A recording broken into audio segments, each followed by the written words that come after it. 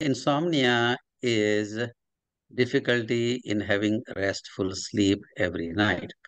And it can be two types of difficulties. One is in the beginning of falling asleep. So that is called as onset insomnia. And many people are able to fall asleep fine, but then wake up frequently and have difficulty in going back to sleep. And as a result, are not able to maintain their sleep. So that is called as maintenance insomnia.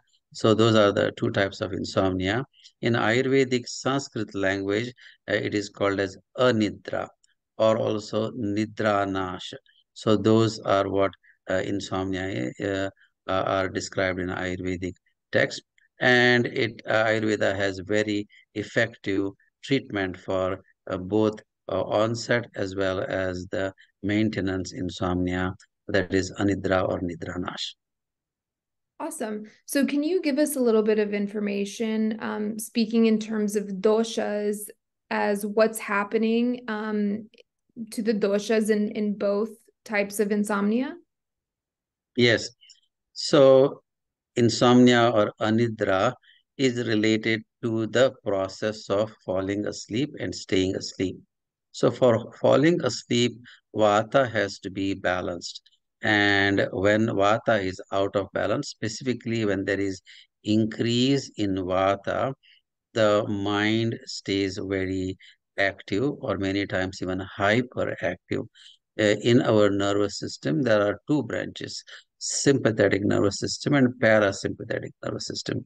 So that sympathetic nervous system keeps very active, whereas the parasympathetic is not active. So when there is sympathetic nervous system activity going on, the mind is very occupied.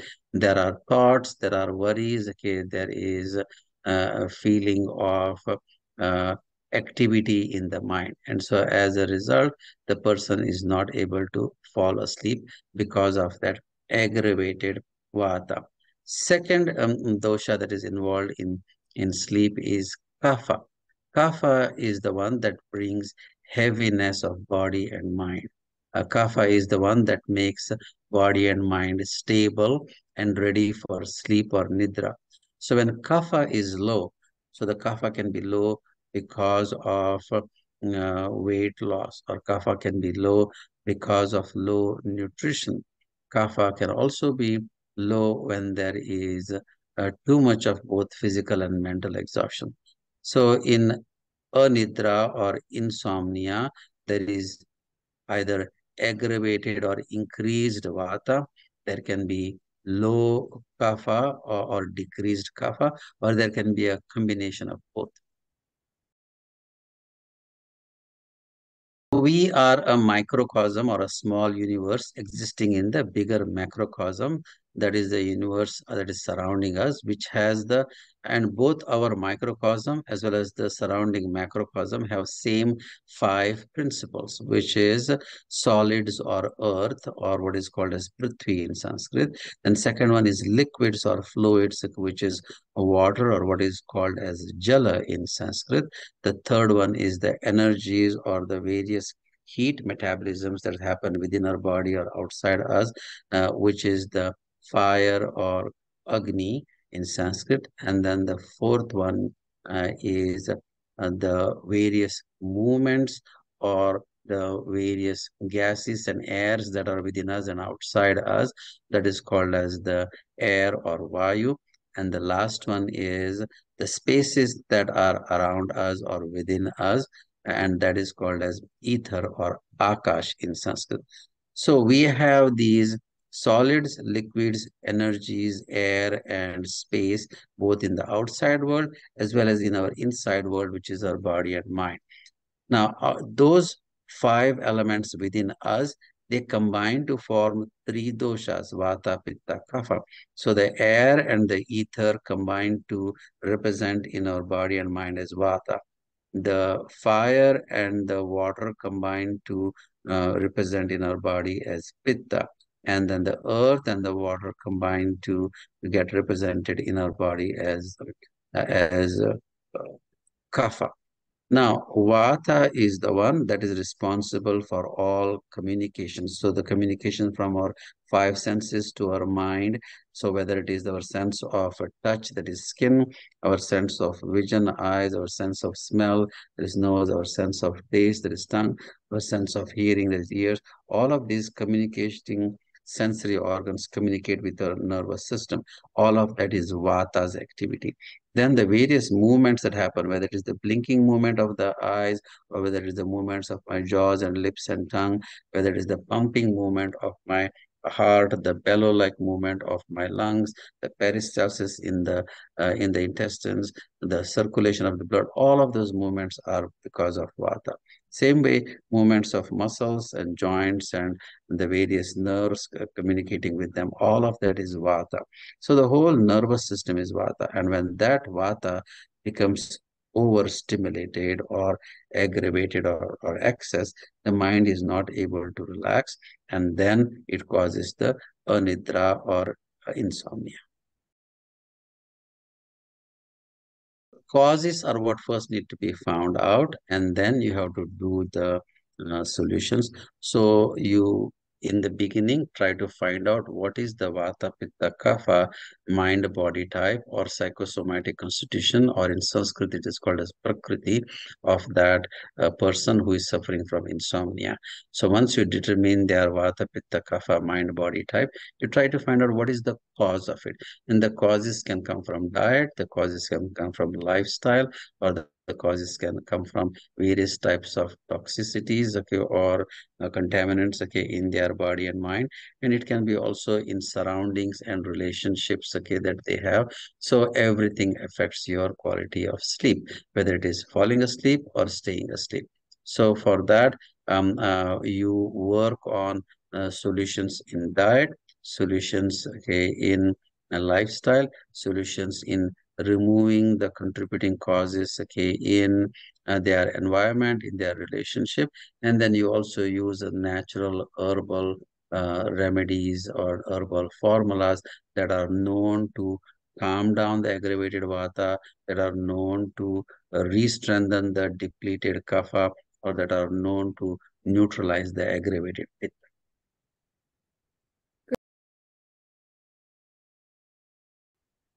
We, like all beings, go through a cycle of generating, maintaining, and then destructing. So all of our cells, all of our emotions, they get generated, then they get maintained, and then they go away. So all of those cycles of creation, maintenance, and destruction or elimination, they happen in the 24-hour circadian rhythm. So in that 24-hour, we wake up in the morning, okay, where we have many creative thoughts, okay, our tissues are ready to create, okay, more cells, okay, our body is ready to do activity. Then, okay, during the day, okay, we act on those thoughts, okay, we act, our tissues take nutrition and keep doing their metabolism, and we also digest foods, digest thoughts, okay, we get through the day.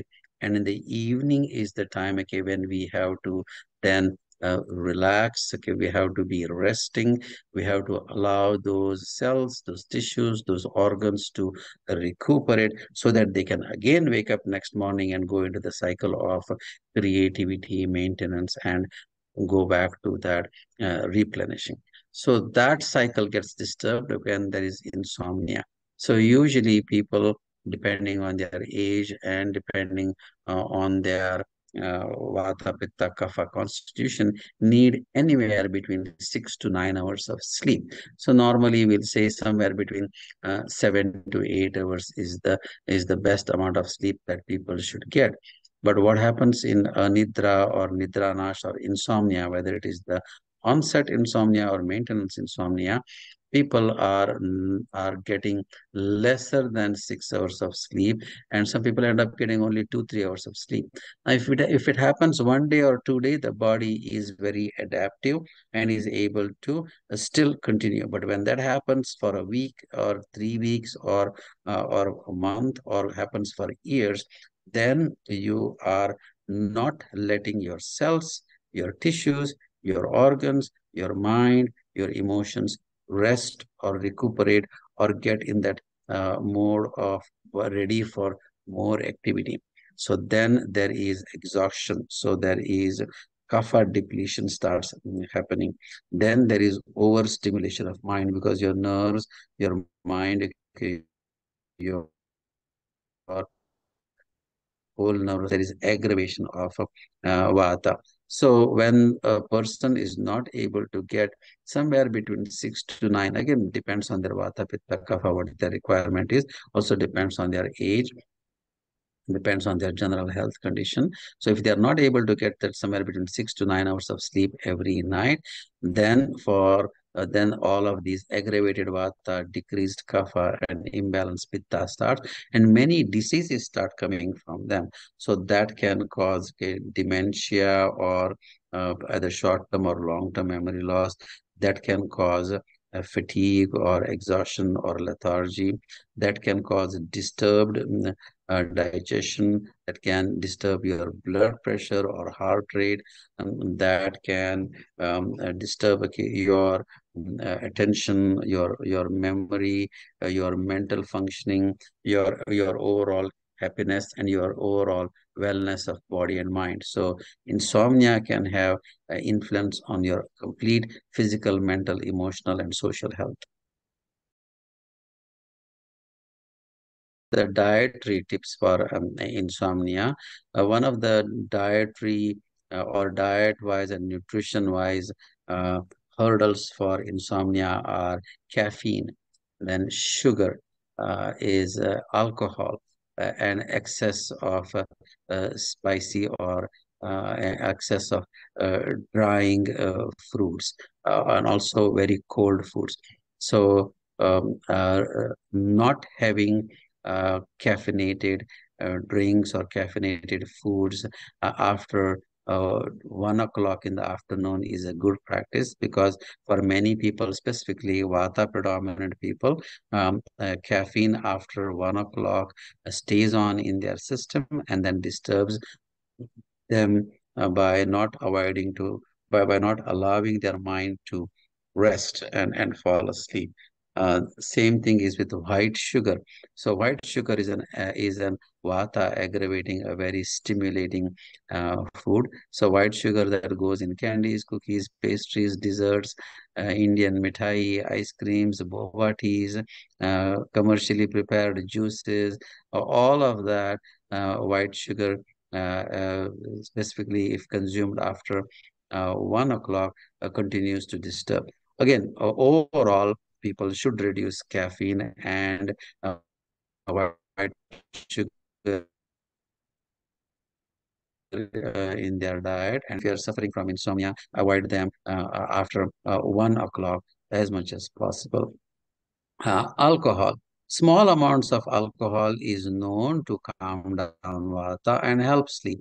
But when there is excess amount of alcohol, then there is in fact a reverse effect. So excess amount of alcohol uh, ends up overstimulating pitta, and also stimulating vata, and the person suffers from insomnia. So excess of alcohol and is not helpful in uh, falling asleep. Then diet-wise, having a balanced diet of complex carbohydrates, vegetables, fruits, nuts, seeds, lentils, and whether it is organic animal proteins or whether it is plant proteins, having a balanced diet always helps proper sleep. But within those, complex carbohydrates are helpful. So your last meal, that is the dinner or supper, if it has enough of complex carbohydrates and nuts, seeds, then that helps falling asleep. If you are not lactose intolerant, then milk is an excellent food for helping you fall asleep. So it is a traditional Ayurvedic practice that is before going to bed, you have a half a cup of organic or A2, depending upon your ability to digest milk. Have half a cup of warm milk. And in that milk, if you want to include some herbs, then you can grate a pinch of fresh nutmeg and put maybe one or two threads of saffron, then that can help you fall asleep. So those are diet recommendations: is avoid white sugar, avoid caffeine, avoid excess of alcohol or very spicy stimulating foods, then include carbohydrates, nuts and seeds in your dinner or supper. And before going to bed, if you are not lactose intolerant, have half a cup of milk.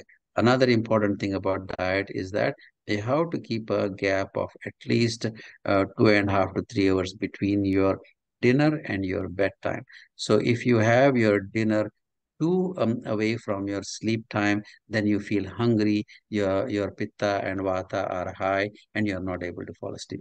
If you sleep immediately after meals or with only a shorter gap between your meal and the sleep time, then again also your because you have not done enough of digestion of the dinner, you are having difficulty in falling asleep. I'll talk about the lifestyle remedies, okay, for insomnia. So lifestyle wise, I recommend because I have been practicing here for last 35 years in this country, and earlier for 4 years I was practicing in India. So we have seen thousands of patients where they have their main complaint is insomnia, or along with many other health problems and diagnosis, they have insomnia, whether onset or maintenance. They have that Vidranash. And for them, lifestyle wise, I tell them that one major thing is that not to do a very strenuous physical activity after 4 o'clock. Specifically, if their bedtime is say 9:30 or 10, then at least 4 or 5 hours before their sleep, they should not do physical activity or strenuous physical activity. So that includes aerobic exercise, that includes going to gym or going for a run or playing tennis, okay, or dancing, whatever stimulating activity that you're doing. So Ayurveda always recommends doing your exercise or your strenuous activity, physical activity in the morning before your first meal. That is the best time for exercise. But nowadays, okay, people go to gyms or people go into sports or exercise at any random time of the day. And for many people, if they do their exercise much later in the day, then that keeps their vata stimulated and aggravated. Second thing is before going to bed for at least about 90 minutes, not to do too much of mind stimulating activity, okay, which is doing your taxes, okay, or doing your accounts, or trying to have a business discussion, or nowadays all IT people have many of their international calls that happen at the night, depending upon where the rest of their team is located on the globe. And then since they have done stimulated activity right before their bedtime, they suffer from insomnia. So avoiding those mental stimulating activity, which also includes watching all of these disturbing news like, right before going to bed, which many people do at the end of the day, saying, hey, I want to catch up with what's going on in the world. And they turn on the news, and invariably our news channels show all kinds of disturbing things that are going on in our world. And that is not a good habit. So avoid doing taxes, your accounts, having business discussions or business meetings, watching news before going to bed. And hopefully you have not had argument with your partner before going to bed. So any of those mental disturbing activities should be avoided. Physical exercise should be avoided. Then the remedy is right before going to bed, people who have difficulty in falling asleep, I recommend them taking a warm shower and finish the shower, okay, with about 10 seconds of cooler water so that your body doesn't stay too heated before you get into the bed. So about maybe 15 minutes before your bed, take a warm shower or a warm bath, but not too long. Finish that shower or bath with cooler water. Then when you get into the bed, to help you fall asleep, massage the soles of your feet with a little bit of sesame oil.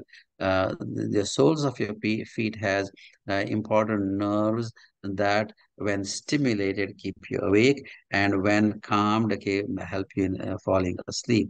So take a little bit of maybe just a quarter teaspoon of sesame oil, massage to the soles of your feet, and vigorously work on every single toe of your feet, and then just spend 1 minute on each foot, and then that'll help you in falling asleep.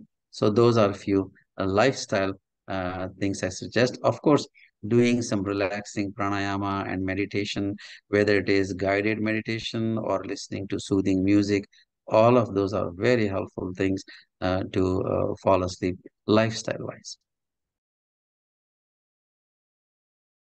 So herbal remedies, there are so many of them. But again, just because I mentioned them here, I recommend the viewers and listeners to not just go on Amazon and order bunch of herbs and start taking them without confirming that those are the right ones for your Vata Pitta Kapha body type or for your uh, current imbalances. But some of the commonly used herbs for treating insomnia. One of them is ashwagandha, Withania somnifera. That is known for pacifying vata, and um, it can be fairly safe if taken only 500 milligrams along with that warm milk or any warm beverage. If you are lactose intolerant, then you can also have that with warm almond milk or warm rice stream, or even warm soy milk, based on what your body is okay with. So that is very helpful. Then another one that I have used with many of my patients is valerian, is a herb that is helpful for sleep enhancing. Then in Ayurveda, we used various combinations of uh, herbs that include ashwagandha, nutmeg, uh, then brahmi or mandukaparni. So those are many of the herbs that are used in terms of um, culinary spices, nut, and finally uh, saffron. Those are also used as culinary herbs to prepare um, uh, herbal milk or herbal uh, teas. Uh, Chamomile is another one that is very helpful in calming your whole system. So these are few of the herbal supplements. But I warn viewers or listeners in using these herbs on a long-term basis without getting properly evaluated. Because if you are a kapha person and you just heard this and started using ashwagandha for a long time, then that can end up, okay, increasing your kapha even more. If you are already a vata person, and then if you use too much of brahmi for a long time, then that can also be a problem. So make sure that you learn about these herbs or get these herbs prescribed from somebody who has expertise in those.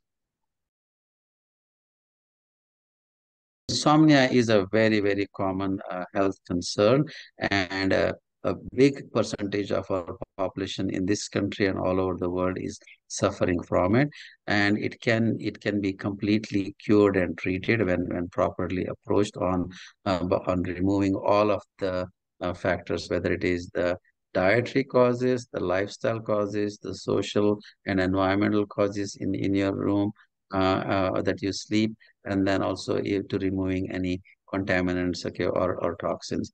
And the solutions are also is balancing the diet, balancing your lifestyle, making sure that you are happy before you go to bed, and then finally removing the toxins from your system. I did not cover the social aspects, so I would or the environmental. So keeping the room too hot or too cold, too dry or too moist are sometimes the one of the obstacles in falling asleep. So make sure that you have a comfortable room temperature and a room humidity. Make sure that your bedding material, okay, is comfortable. So too soft bed or too hard bed, both of them are an obstacle in falling asleep. So you should have a bed that allows you to keep your spine fairly in its natural curves. And same thing, too soft or too thick or too thin pillow also can be a problem. So those, your bedding material should be comfortable. People have allergies to the down feather sometimes, and they don't realize it for years when they're using down feather pillows or down feather comforters. And then when I do the investigation, I find that that's where the problem was. So you need to be aware of what you are sensitive and allergic to in all of the bedding material that you use. And if you are sleeping next to a person, make sure that before you go to bed, you resolve any of the issues or emotions that have happened on that day. Because if you have anger, or if you have any uncomfortable feeling with the person who is sleeping next to you, that is going to affect your sleep, specifically initially falling asleep. If you have anger, or if you have, say, uh, some major concerns, issues that are not resolved. So they always say that never go to bed with any disagreement. So make sure that you resolve that before you go to bed if you're sleeping with another person next to you. Uh, so I'm Dr. Vivek Shanbhag. I'm a Ayurvedic MD with a total 9 years of training at two universities in India. I'm also a California licensed naturopathic doctor, which I got after 5 years of naturopathic training in this country.